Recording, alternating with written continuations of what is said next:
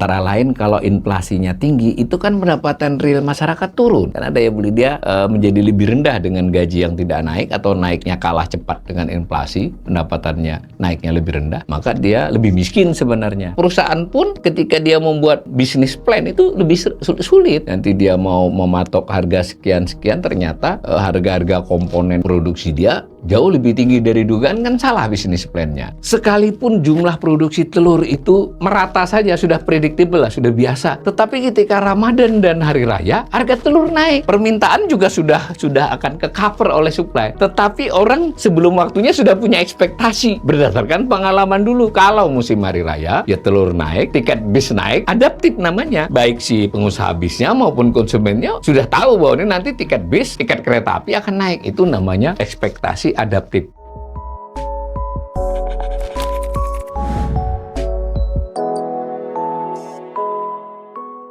Salah satu sebab inflasi atau kenaikan harga-harga menjadi perhatian serius dalam studi ekonomi, analisis ekonomi, maupun rekomendasi kebijakan ekonomi, itu terutama sekali jika inflasi itu tinggi dan tidak stabil. Jadi tidak hanya tinggi ya, tinggi dan tidak stabil, itu akan sangat mengganggu perekonomian. Antara lain kalau inflasinya tinggi, itu kan pendapatan real masyarakat turun, ya kan? Karena daya beli dia menjadi lebih rendah dengan gaji yang tidak naik atau naiknya kalah cepat dengan inflasi, pendapatannya naiknya lebih rendah, maka dia lebih miskin sebenarnya. Lalu inflasi yang tidak stabil, jadi tidak harus tinggi ya, tapi tidak stabil, apalagi tidak stabil dan cenderung tinggi, itu membuat pelaku ekonomi kesulitan mengambil keputusan. Jadi tidak hanya konsumen kita harus melihat, perusahaan pun ketika dia membuat bisnis plan itu lebih sulit. Dia mau mengukur berapa, nanti dia mau mematok harga sekian-sekian, ternyata harga-harga komponen yang produksi dia jauh lebih tinggi dari dugaan, kan salah bisnis plan-nya. Nah, begitu juga dengan lembaga keuangan, misalnya pihak perbankan, kalau dia salah, dia menghadapi inflasi yang fluktuasi untuk menentukan bunga pinjaman maupun bunga simpanan, dia juga akan kesulitan. Nah, lalu seandainya Indonesia atau negara manapun mengalami inflasi yang tinggi, itu akan ada kecenderungan, karena sekarang terjadi globalisasi ya, duit itu bisa pergi kemana-mana, maka inflasi yang tinggi itu mengurangi nilai real seandainya orang itu investasi di Indonesia. Mau misalnya dia membeli surat berharga kah, dia naruh duit kah, maka inflasi yang tinggi itu membuat tingkat yield real dia rendah. Dan ini nanti juga berdampak kepada nilai tukar. Intinya secara umum kestabilan harga, terutama kestabilan harga mengarah kepada inflasi yang rendah, itu dianggap sangat urgen dalam perekonomian sebuah negara. Segala cara dilakukan. Dan bahkan untuk kasus Indonesia dan banyak negara, itu bank sentralnya mendapatkan tugas khusus untuk mengendalikan inflasi. Inflasi yang menjadi mata uang yang sebelah menyebelah dengan nilai tukarnya. Jadi di situ ya kunci dari inflasi. Nah, lalu kita pengen tahu nih bahwa apa penyebab inflasi. Nah, pada dasarnya itu ada 3 penyebab inflasi itu. Nah, saya dari gambar saya ini saya gambar ini adaptasi dari penjelasan umum tentang inflasi. Satu penyebabnya adalah sisi penawaran. Jadi inflasi disebabkan antara lain oleh misalnya penawaran nilai tukar rupiah. Jadi nilai tukar rupiah itu ketika melemah, dia menyebabkan harga barang impor naik, dan karena impor kita merupakan komponen penting dalam produksi, maka harga produksi naik. Jadi sisi penawaran ini prinsipnya adalah dorongan kepada ongkos produksi. Nah, jadi dari sisi ongkos produksi naik, maka ini mendorong inflasi. Lalu kalau ada inflasi luar negeri, ini mirip dengan pelemahan nilai tukar rupiah, karena tadi kita harus berproduksi memakai komponen-komponen luar negeri sebagiannya, maka dia mendorong inflasi dalam negeri. Nah, yang lain lagi adalah harga yang diatur pemerintah. Kalau pemerintah dahulu dalam konteks menaikkan BBM ya, atau mencabut subsidi BBM, sekarang masih ada.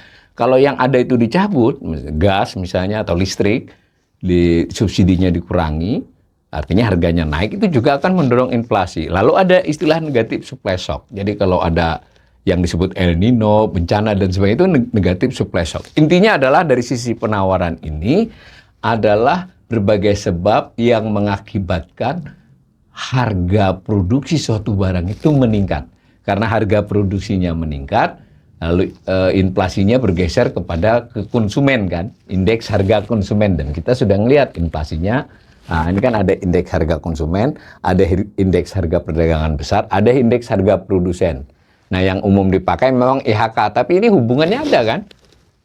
Harga produsen merembet ke harga perdagangan besar, kemudian berdampak kepada harga konsumen. Keseluruhannya disebut inflasi. Itu dari sisi penawaran. Sedangkan dari sisi permintaan, ya salah satu yang mendorong kenaikan harga karena banyak orang butuh gitu loh. Sisi permintaan. Jadi peningkatan permintaan barang secara relatif terhadap ketersediaan. Jadi mungkin dari sisi penawaran ongkosnya tidak sedang dalam peningkatan yang signifikan, biasa aja. Tapi karena yang butuh banyak, maka dia mendorong kepada kenaikan harga. Nah, lalu ada istilah output real melebihi output potensialnya. Ini agak teknis ya, tapi prinsipnya begini. Sebetulnya perekonomian itu kan yang disebut dengan pertumbuhan ekonomi itu adalah produksi keseluruhan barang dan jasa. Real ya. Nah, dalam rangka memproduksi itu kan ada faktor produksinya, tenaga kerja, dan modal terutama. Jadi ibaratnya kita membayangkan sebuah pabrik, dia normalinya bekerja 2 shift, ya kan? Atau bahkan 1 shift saja, dari pagi sampai sore.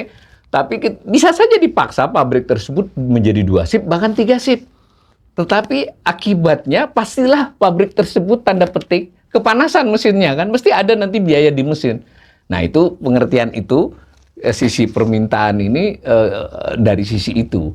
Jadi ketika keinginan atau permintaan terhadap barang itu begitu besar melebihi kapasitas produksinya, bisa dilayani, tetapi harganya naik. Nah, jadi penawaran, permintaan, masuk akal ya, kalau harga satu barang ditentukan oleh ongkos biaya dalam konteks menawarkan dan ketersediaannya, lalu dalam konteks banyak orang butuh, itu secara bahasa awamnya.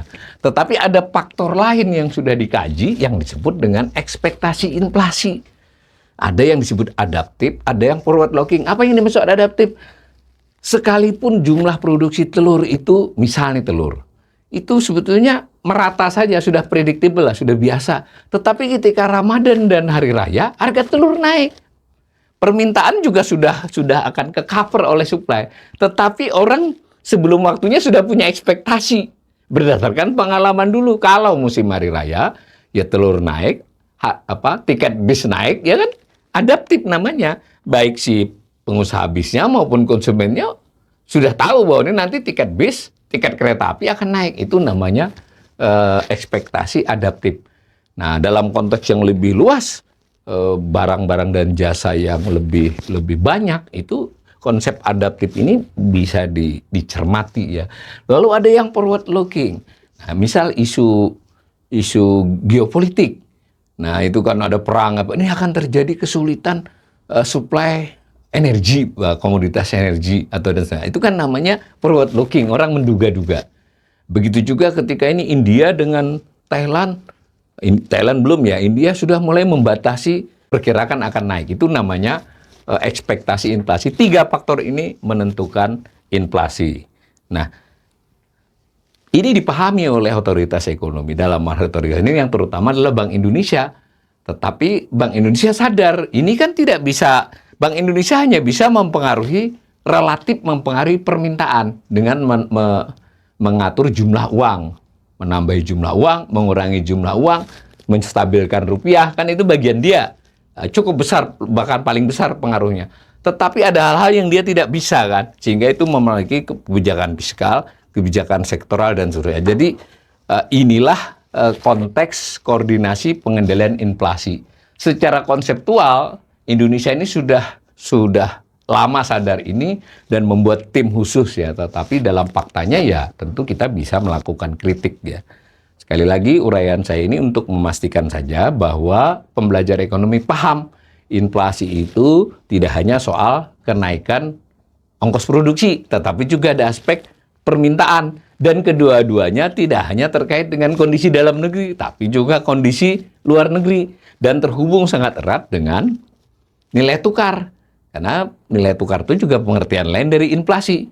Di sisi lain juga ada pengaruh dari ekspektasi. Ekspektasi dalam beberapa terkait dengan spekulasi. Ketika dia misalnya berkait dengan harga rupiah terhadap dolar. Nah, semua faktor ini mempengaruhi tingkat inflasi. Pemerintah dan Bank Indonesia maunya mengendalikan itu dalam konteks agar stabil lah. Tidak bisa juga memastikan naiknya berapa. Nah, karena itu rentang target inflasi diadakan. Kadang kebijakan itu berhasil dan sejauh ini banyak tahun yang berhasil, banyak bulan yang berhasil. Tetapi ada juga saat-saat di mana otoritas ekonomi tidak berhasil. Seperti tahun 2022 naik sampai 5,51%. Kita tidak tahu 2024 yang berjalan ini apakah otoritas ekonomi bisa cukup mengendalikan inflasi sesuai sasarannya antara 1,5 sampai 3,5% sepanjang tahun 2024.